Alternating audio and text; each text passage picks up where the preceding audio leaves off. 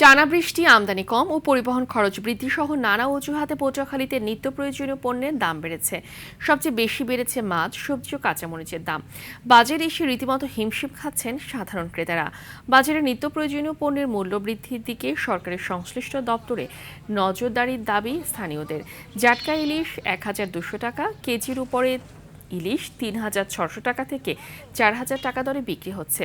সপ্তাহের ব্যবধানে কেজিতে প্রায় ১০ থেকে ২০ টাকা করে বেড়েছে সব ধরনের মুরগির দাম।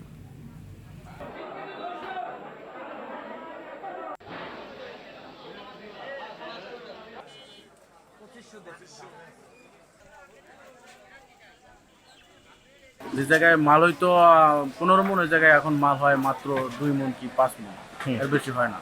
কারণ এই বৃষ্টিপাত হলে আবার এমন সব জায়গায় ধান পান লাগায়, আর কৃষকটা আর কি কম, এই ধান পান উঠলো ওই সময় আবার কৃষকের চাহিদা শীতল নাই, এখন শীতল